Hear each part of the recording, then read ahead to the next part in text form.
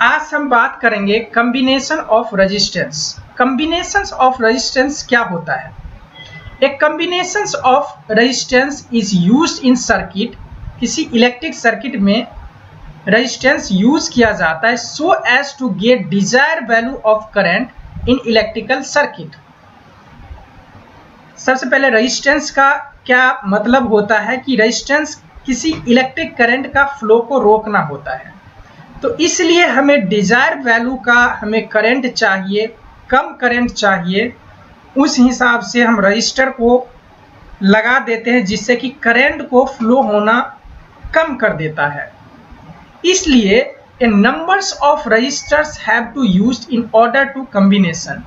कई सारे electrical circuit के अंदर रजिस्टर को हम इसमें सेट करते हैं, लगाते हैं, कनेक्ट करते हैं, जिससे कि हमें सर्किट के अंदर डिजायर वैल्यू का जो हमें करंट चाहिए होता है, जिस अप्लायंस के लिए उस डिजायर वैल्यू का हमें करंट चाहिए होता है, इस वजह से हम रजिस्टर को कंबाइन करते हैं। तो इसी को हम कहते हैं कॉम्बिनेशंस ऑफ रजिस्टर्स।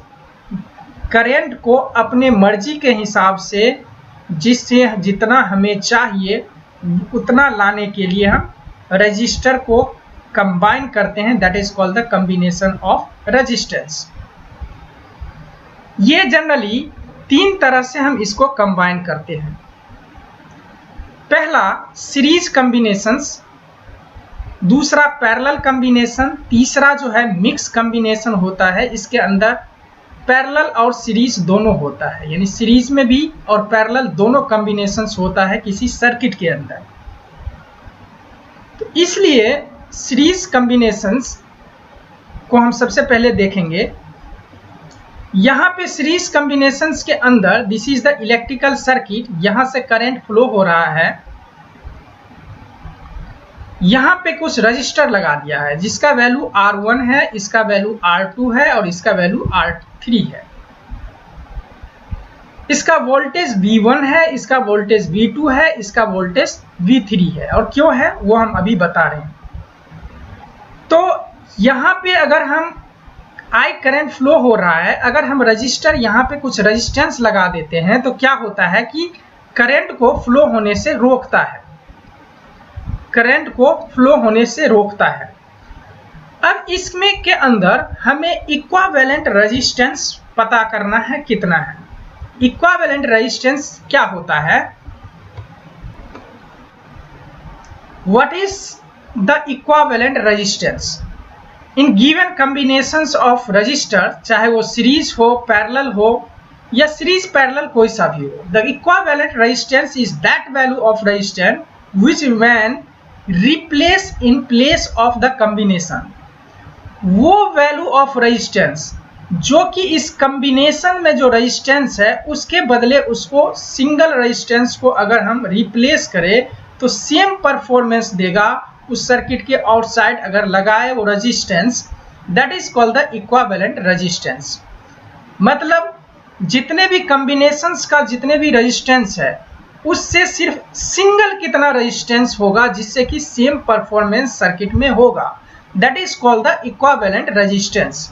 वो इक्विवेलेंट रेजिस्टेंस हम कैसे निकालते हैं वो अलग अलग सर्किट में वो हम देखते हैं। सबसे पहले हमारा सीरीज कॉम्बिनेशंस है। सीरीज कॉम्बिनेशन में ये आपको बताया कि अगर यहाँ से करंट फ्लो हो रहा है I, करंट I फ्लो हो रहा है तो क्या होगा, यहाँ पे रेजिस्टेंस सेम है तो करंट क्या होगा, करंट इसमें सेम जाएगा, क्योंकि जितना करंट इधर से जा रहा है, चार्ज जितना फ्लो हो रहा है, same charge, because this is the series combination. इसमें जितना चार्ज यहाँ से निकल रहा है वो सेम चार्ज, ये सारा का सारा करंट इसी रास्ते से जाएगा, तो इस मीन्स करंट इसमें सेम होगा, I सेम होगा, इसमें भी I, इधर भी I, इधर भी I, यानी सबके अंदर करंट सेम, करंट का वैल्यू सेम होगा। लेकिन इसके अंदर क्या होगा, वोल्टेज अलग अलग, क्योंकि पोटेंशियल डिफरेंस इन दो पॉइंट का अलग अलग होगा।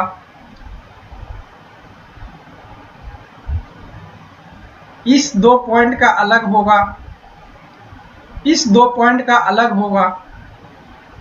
So the voltage is different, potential difference जो अलग होगा, इसमें V1, V2 एंड V3, लेकिन करंट का जो वैल्यू है वो सेम होगा। तो V1 is equal to IR होगा, I यहां पे सेम है R1। तो इस तरह से हम इक्विवेलेंट रेजिस्टेंस कैसे निकालते हैं, थोड़ा सा पहले अभी निकालते हैं। सबसे पहले हम इस सीरीज कॉम्बिनेशंस का थोड़ा कैरेक्टरिस्टिक देखते हैं। If different resistance R joined with each other such that there is only one path for the flow of electric current, then combination of such resistance is called series combination। Means current का single path हो flow होने के लिए तो हम कह सकते हैं this is called the series combination. दूसरा point, in series combination current through each resistor is constant. बिल्कुल सही, अगर करंट सेम पाथ से फ्लो होगा तो सारे रजिस्टर में करंट सेम होगा, जैसे कि हमने अभी बताया था आई ही होगा। तीसरा point, in series combination potential difference across each resistor is different depending on the value of resistance. बिल्कुल सही, V जो है अलग अलग इन दो पॉइंट पे अलग होगा, इन दो पॉइंट पे अलग होगा वैल्यू ऑफ पोटेंशियल डिफरेंस। और ये किस पे डिपेंड करेगा, रेजिस्टेंस पे डिपेंड करेगा। जितना ज्यादा रेजिस्टेंस होगा V इक्वल टू IR, उतना ज्यादा पोटेंशियल होगा, पोटेंशियल डिफरेंस उतना ज्यादा होगा। इसके अंदर जो हमारा V इक्वल टू IR का जो फॉर्मूला है उसके अकॉर्डिंग इसके अंदर वोल्टेज होगा। चौथा, the equivalent resistance of circuit is equal to the sum of individual resistance. अब कैसे होगा वो हम देखते हैं। जैसे हमने बताया आपको कि किसी सर्किट के अंदर जो उसका वोल्टेज है वो क्या होगा, V1 plus V2 plus V3। जो भी वोल्टेज है वो अलग अलग वोल्टेज होगा, इस वोल्टेज के बराबर होगा जो इसके अंदर वोल्टेज है अलग अलग पॉइंट पे। और इक्विवेलेंट रेजिस्टेंस IRE, जो टोटल रेजिस्टेंस जो इस सर्किट से आएगा, यानी टोटल कॉम्बिनेशन के बराबर जो रेजिस्टेंस होगा उस सर्किट के फंक्शन के लिए, दैट इज इक्विवेलेंट रेजिस्टेंस। यानी IR इज इक्वल टू अलग अलग इसका कितना होगा, जैसे V is equal to IR पे हम चलते हैं। अब V1 कितना होगा, V1 plus V2 plus V3।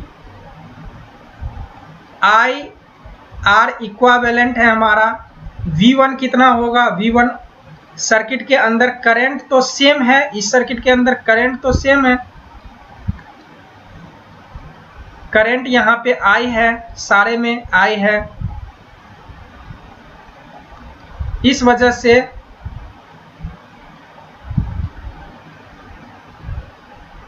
IR1 plus IR2 plus IR3 जो कि इसमें गिवन है इक्विवेलेंट में IRE plus IR1 R2 R3, ये वोल्टेज के बराबर होगा, क्योंकि टोटल वोल्टेज सर्किट के में जितना वोल्टेज होगा उतना ही कॉम्बिनेशंस का वोल्टेज होगा।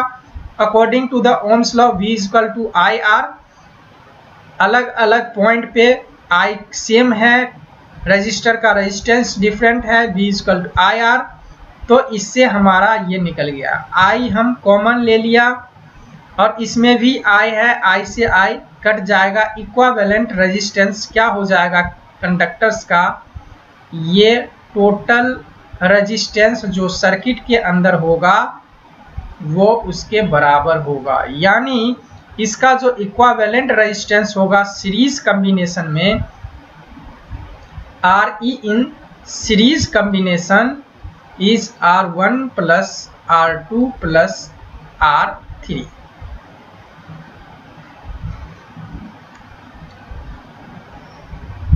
बट इसका कुछ डिसएडवांटेज क्या होता है?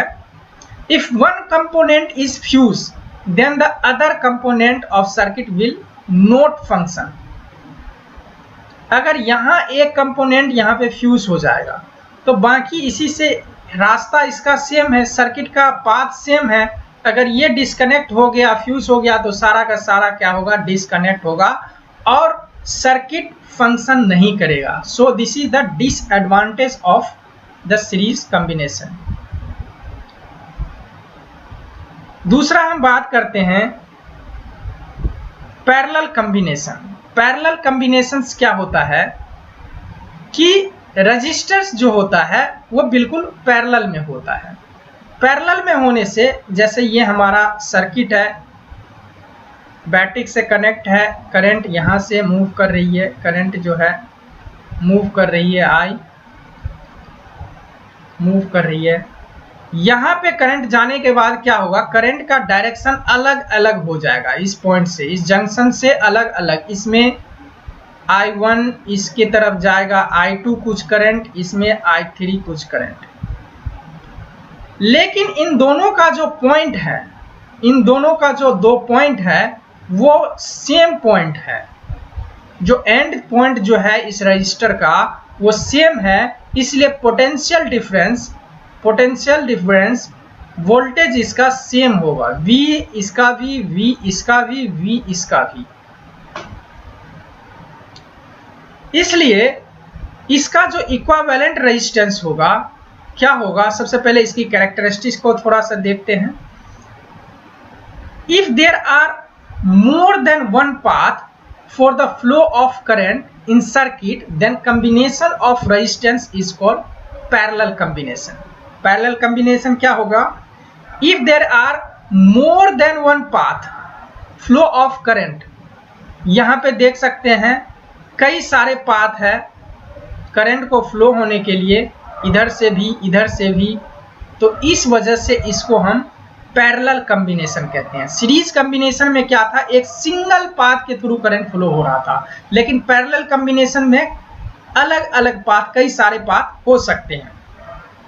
दूसरा point, in parallel combination current through each resistor is different. बिल्कुल सही है, अलग अलग पाथ से जाएगा। करंट का ये वैल्यू तो फिक्स है यहाँ से जो आ रहा है, और यही करंट अलग अलग पार्ट में डिवाइड हो रहा है, तो अलग अलग वैल्यू का करंट इसके अंदर फ्लो होगा। तीसरा point, potential difference across each resistor is constant. Each resistor is constant, दोनों का पॉइंट एक ही है। ये पॉइंट, एक पॉइंट, ये कॉमन पॉइंट है। इस वजह से इसका वो पोटेंशियल डिफरेंस जो होगा वो सेम होगा, जाहिर सी बात है। चौथा, equivalent resistance of circuit is always less than either of resistance included in the circuit. अब इक्विवेलेंट रेजिस्टेंस इसमें क्या होगा? ऑलवेज लेस देन जो सर्किट का रेजिस्टेंस होगा, equivalent resistance included in circuit, वो इसमें रेजिस्टेंस क्या होगा कि कम होगा। क्यों कम होगा? सीरीज में क्या हो रहा था कि रेजिस्टेंस क्या हो रहा था? R1 plus R2 plus R3 ये ऐड हो रहा है रेजिस्टेंस। तो इसमें क्या हो रहा है? रेजिस्टेंस बढ़ रहा था सीरीज में, बस इसमें रेजिस्टेंस क्या होगा? लेस हो, कम होगा। इसमें ज्यादा, सीरीज में ज्यादा होगा और पैरेलल में कम होगा। अब हम देखते हैं इस कॉम्बिनेशंस को क्या वैल्यू होता है इसका इक्विवेलेंट रेजिस्टेंस। सबसे पहले जितना करंट जाएगा उतने ही सारे रजिस्टर में उतने ही करंट होंगे, जो भी डिवाइड हुआ। I करंट इसी रजिस्टर में गया था, I करंट इसके अंदर गया, I1 I2 I3 हो गया, तो टोटल करंट कितना हुआ, इतने के बराबर हुआ। According to the Ohm's law V is equal to IR, I बराबर V अपॉन में R। अब रजिस्टर जो है हमारे पास वो अलग अलग वैल्यू का रजिस्टर है, यहाँ पे R1, यहाँ पे R2, यहाँ पे R3। तो क्या हो जाएगा, हमें करंट निकालना है। करंट जो होगा वो किसके बराबर होगा, V अपॉन R के बराबर होगा। तो V is equal to RE equivalent resistance is equal to V upon पहला रजिस्टर इसमें R1, क्योंकि वोल्टेज तो बराबर है सबके अंदर, एक ही पॉइंट से एक ही पॉइंट है, कॉमन पॉइंट है, इसमें भी वोल्टेज, इसमें भी वोल्टेज, इसमें सारे वोल्टेज बराबर है, प्लस V अपॉन में R2 प्लस में V अपॉन में R3। V common 1 upon RE is equal to 1 upon R1 plus 1 upon R2 plus 1 upon R3। तो हम इसको क्या कर सकते हैं, ऐड कर सकते हैं। ऐड करने के बाद जो भी आएगा उसको हम उल्टा कर देंगे, तो हमारा इक्विवेलेंट रेजिस्टेंस आ जाएगा। This is the equivalent resistance of the register in the parallel combination. इसका एडवांटेज जैसे कि उसमें देखा था, in parallel combination of resistor, if one component of circuit of resistor is damaged, then rest of the component of the circuit will perform their work without any disturbance. It is due to the presence of more than path of flow of electric current. अब यहाँ पे देखिए, अगर ये कोई एक path damage हो गया तो ये फंक्शन जरूर करेगा, क्योंकि इसके पास कई सारे पाथ है, यहाँ से मूव कर जाएगा, यहाँ से मूव कर जाएगा। सो इसमें अगर एक पाथ डैमेज भी हो गया तो ये फंक्शन में होगा, बट सीरीज में ऐसा नहीं होगा। तो ये था सीरीज का, पैरेलल का, कॉम्बिनेशंस का।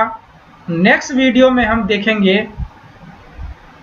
कि इसके ऊपर मिक्स कॉम्बिनेशंस क्या होता है, उससे कई सारे न्यूमेरिकल सीरीज और पैरेलल कॉम्बिनेशंस के ऊपर हम थोड़ा न्यूमेरिकल करेंगे एक दो, जिससे कि हमें पता चलेगा कैसे हम इक्विवेलेंट रेजिस्टेंस निकालते हैं। तब तक के लिए बस इतना ही। Thank you.